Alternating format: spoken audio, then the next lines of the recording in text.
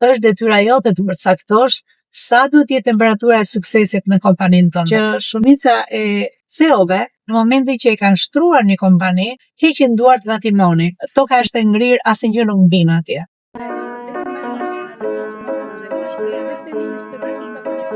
Po dëgjoni podcastin Miqësisht e Lida.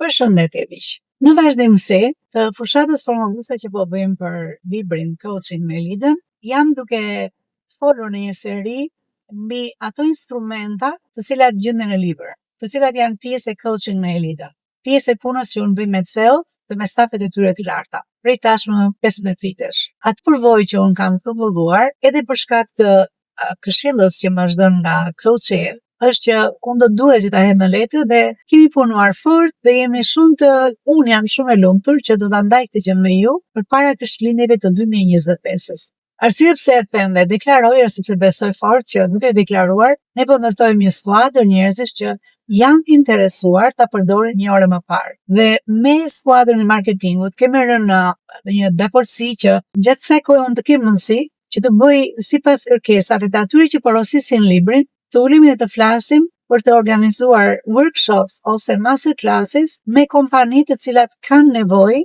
për këtë lloj shkollje që është rritja e produktivitetit përmes njerëzve. Dhe gjithë programi quhet në fakt një shkundje për të vajtur në rrugën e duhur, për të marrë drejtimin e duhur, për të çuar në zbatim vizionin që drejtuesit kanë. Sot do të flas për një nga instrumentat e tjerë, që është instrumenti i termometrit. Dhe para shumë kohësh, duke folur nga eksperienca në një kompani, kam përmendur pak dhe kam bërë pyetjen, a do të jesh një termometër apo do të jesh një termostat apo kondicioner? Dhe unë besoj që drejtuesi, kushdo që ka krijuar një kompani, sidomos ata që janë në drejtimin dhe në vendimmarrje, pra janë dhe krijues dhe CEO dhe administrator, ose janë pjesë e bordeve që drejtojnë, por që janë hands-on, që i kanë duart atje në vendimmarrjet e mëdha, secili prej tyre duhet të kuptojë, dhe unë besoj fort e kjo, që është detyra jote të përcaktosh sa duhet jetë temperatura e suksesit në kompaninë tënde.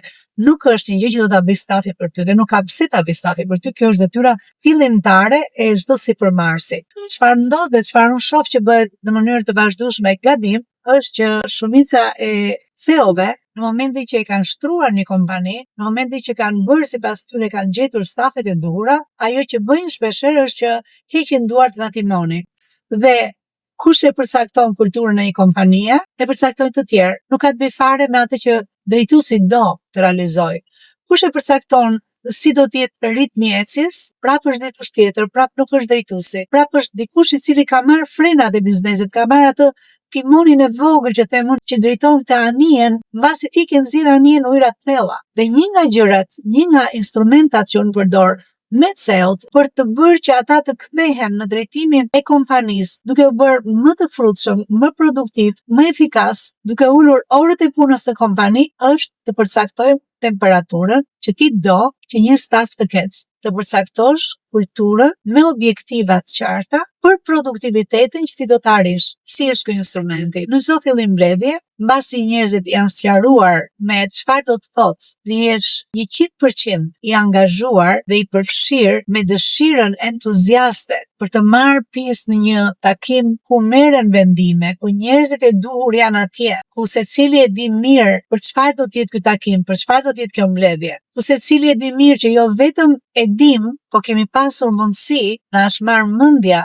për dakordsinë ose jo me agjendën e takimit apo të mbledhjes. Dhe kur ne e dim që nga kjo mbledhje me siguri do të merren vendime për 1 ose 2 pyetje që do diskutohen. Është pikërisht kjo forma kur ti kupton dhe bën një vetvlerësim që ne e bëjmë anonim, në të cilin ti merr vesh që ka njerëz që ndofta këtë gjë e din. Çfarë ndodh nëse personat nuk janë entuziast? Zakonisht është nuk kanë njohuri pse thirren në një mbledhje, nuk dinë kush do të jetë në mbledhje, pra nuk e dinë nëse do diskutojmë një temë dhe nuk kemi vendimarrësit e duhur atje, nuk dinë nëse kjo gjë që po bëhet ka lidhje me detyrat direkte të tyre ose jo.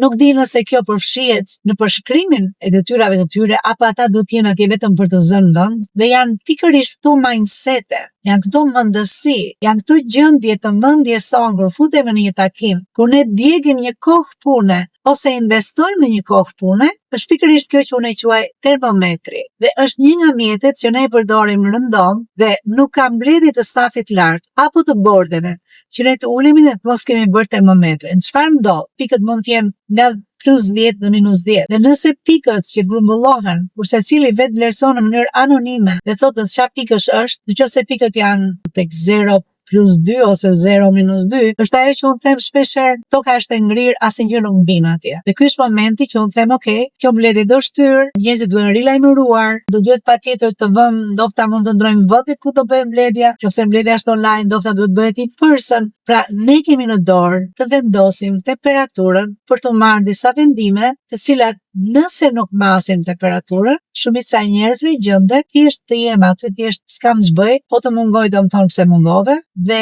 në vend që të kemi një kohë e cila kur secili paguhet, ne duhet të kemi produktivitet për secili që është në mbledhje, ne kemi një takim në të cilin secili ha kohën e secilit. Okej, miq, siç thash, është një instrument për cilin merret kohë që ta sqarosh, është vizualisht i gatshëm, i gjendshëm, do të jetë pjesë e librit, por ajo që unë doja ta ndaja me ju është për të thënë që jepini mundësi vetes të kuptoni që me njerëzit që punoni është vetëm e ndershme nëse ti i tret në një takim duhet ta dinë patjetër pse i tret në takim, e dyta duhet të dinë cilët persona marrin pjesë në takim dhe a janë njerëzit e dur të cilët kanë fuqinë për vendimarrje, pozicionin e tyre, dhe a ju është dhënë mundësia këtyre njerëzve që të kenë dhënë mendimet e tyre edhe përpara se të bëhet mbledhja. Siç thash, termometër apo termostat quhet mjeti, uroj diçka të ngelet tek ju dhe t'ju nxis që të kërkoni, që me stafet tuaja ne të vimë dhe të bëjmë një workshop e cili mund t'ju ndihmoj, dhe kjo bëhet vetëm duke porositur librin paraprakisht. Edhe një herë miq, duke uruar gjithë bekimet e Perëndis, faleminderit që ishit me mua edhe këtë episod, duke udhëtuar së bashku. Miqësisht, Elida. Nëse ke arritur deri në fund të videos,